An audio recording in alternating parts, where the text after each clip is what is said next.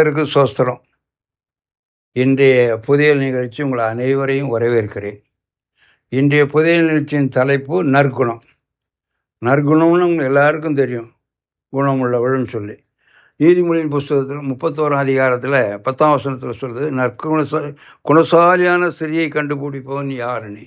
அது ஒரு பெரிய கேள்விக்குறி. அப்படின்னா குணமுள்ள பெண்களை கண்டுபிடிக்கிறதே அதிகம். குணசாலிய ஸ்திரீன்னு தான் சொல்லியிருக்கு.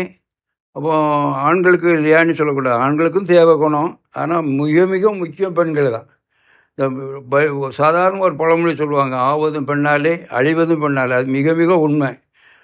ஒரு குடும்பம் முன்னேறணும்னா அந்த பெண் கையில் தான் இருக்குது. ஒரு வரலாறு பிரகாரம் பார்க்கும்போது எல்லா வரலாறும் பார்த்தீங்கன்னா, ஒரு ஆண் சிறந்தவனாக இருந்தான்னா அவனுக்கு பின்னால் இயக்கிறது ஒரு பெண். இதை யாருமே மறுக்க முடியாது, மறைக்க முடியாது. மகாத்மா காந்தி இன்றைக்கி மகாத்மா காந்தின்னு பேர் வாங்கி இன்றைக்கி ரோட்லாம் அவருடைய தலையை பார்க்குறோன்னு சொன்னால், அவருக்கு மகாத்மா காந்தி ஆகிறதுக்கு காரணம், மூல காரணம் அவங்க அம்மா. அவங்க அம்மா அவருக்கு கொடுத்த கட்டளைகளை இவர் நிறைவேற்றினார். அந்த அவருடைய முன்னேற்றத்துக்கு முக்கிய காரணம் மகாத்மா காந்தி.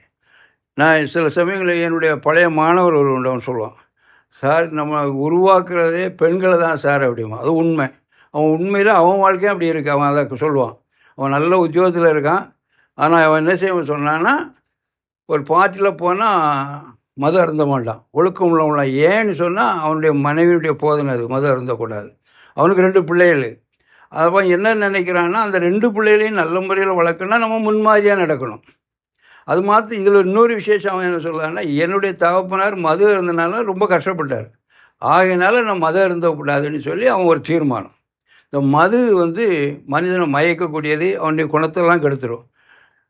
அதுக்கு நம்ம மனதில் தீர்மானம் பண்ணணும்.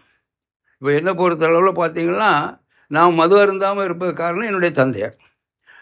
என் தந்தையாருடைய குணத்தில் நான் அநேகர் இது பண்ணேன். என் 8ஆம் கிளாஸில் நான் வகுப்பில் இருக்கும்போது என் வகுப்பில் ஒரு கேள்வி கேட்டாங்க, யார் தகப்பனாரெலாம் மது அருந்த மாட்டாங்கன்னு. அப்போ நான் எந்திரிச்சு நின்னேன். அப்போ அவர் சொன்னார், அது எப்படி நீ நிற்கலாம் அப்படின்னாரு. எங்கள் அப்பா எங்கள் ஐயா மதம் இருந்த மாட்டாங்க, நான் நிற்கிறேன் அப்படின்னேன். அது எப்படின்னாரு. அது என்ன எப்படி மாறு அப்படி அப்படின்னு அவங்க சொன்னாங்க, கள்ளுக்கடை நடத்துனாங்கல்ல அவங்க. ஆமாம், எங்கள் அப்பா கள்ளுக்கடை நடத்துனாங்க, ஆனால் என்ன செய்ய மாட்டாங்க, குடிக்க மாட்டாங்கன்னு. அப்படியா அப்படின்னு. அது மாத்திரம் இல்லை, அதற்கு முன்னால் அந்த ஆசிரியர் என்னை பார்த்ததிலிருந்து அன்றைக்கி முன்னால் என்ன நினச்சிருந்தாருன்னா, இவன் ஒரு குடியாரமானு நினச்சிருந்தார். அதுக்கப்புறம் எனக்கு தனி மதிப்பு கொடுப்பாங்க, இவங்க அப்பா குடிக்க மாட்டாங்க. அந்த மதுவுக்கு அந்த குணம் மிக மிக ஒரு முக்கியம். வேறு ஒன்றும் இல்லை, மனசில் தீர்மானம் பண்ணணும். இந்த மது அப்போ நம்ம என் மாணவன் சொல்லலாம், நான் மது இருந்ததுனால என் பிள்ளைகளும் ஒழுக்கமுள்ளவங்களாம் இருக்காங்க, இன்றைக்கி நல்லா இருக்கான். ஒருவன் ஜெர்மனியில் இருக்கான் அப்படிங்க. காரணம் தகப்பன் தான், அந்த தகப்பனுடைய குணம் தான். அந்த தகப்பனுக்கு அந்த குணத்தை ஊட்டினது யார்? அவனுடைய மனைவி.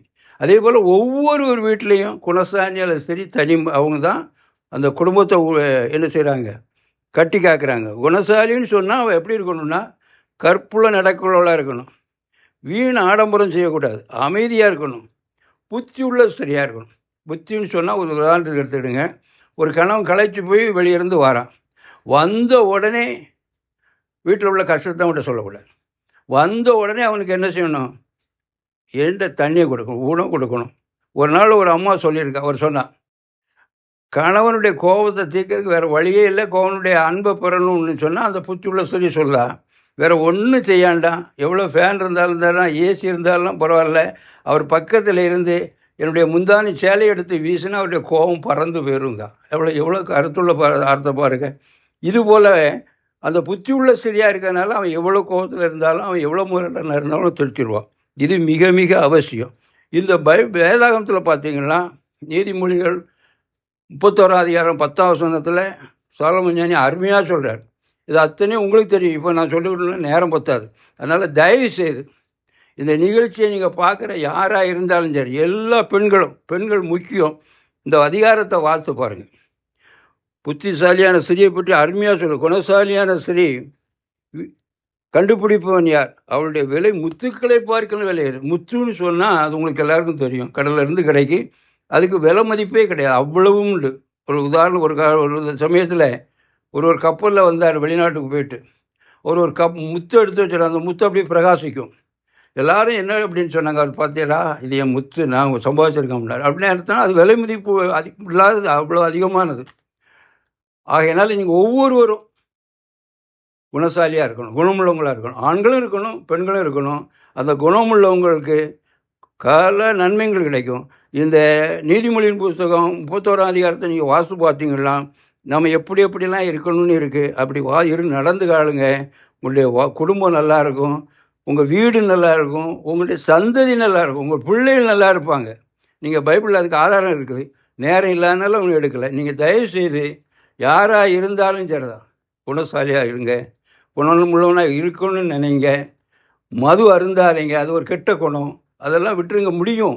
அதனால் தயவுசெய்து இந்த நிகழ்ச்சியை பார்க்குறவங்களை அனைவருக்கும் அன்பான என்னுடைய வேண்டுகோள், இந்த உலகத்தில் பிறந்த ஒவ்வொரு குணமுள்ளவனாக இருந்து இந்த உலக வாழ்க்கைக்கு அப்புறம் பரலோக வாழ்க்கைக்கு போக நீங்கள் அந்த குணமுள்ளவர்களாக வாழும்படி உங்களை அன்போடு கேட்டுக்கொள்கிறேன். ஜெபம். எங்களை அன்புள்ள ஆண்டவரே, நீதிமொழியில் சொல்வது போல குணசாலியான ஸ்திரியை கண்டுபிடிப்பவன் யார் என்று கேள்வியோடு இல்லை, நாங்கள் ஒவ்வொரு குணமுள்ளவர்களாக வாழ, விசேஷமாக பெண்கள் குணமுள்ளவர்களாக இருந்து அந்த குடும்பத்தை கட்டி காத்து அந்த குடும்பம் ஆசீர்வாதமாக இருக்க, அவருடைய சந்ததி ஆசீர்வாதமாக இருக்க, அவருடைய இனஜன பந்துக்கள் ஆசீர்வாதமாக இருக்க, ஏழைகளுக்கு இறங்கி அந்த நீதிமொழி சொல்லி ஏழைகளுக்கு இறங்குறாள்னு மாதிரி ஏழைகளுக்கு இறங்கி இந்த தயவு செய்ய அவர்கள் ஒவ்வொருவரும் ஆசீர்வாதத்தை பெற்றுக்கொள்ள, உம்முடைய வழியிலே நடக்க, அவங்களுடைய குடும்பம் தலைக்க நீர் கிருபை செய்ய வேண்டும் என்று இயேசுவின் மூலம் ஜெபங்கள் நல்ல பிதாவே. ஆமென்.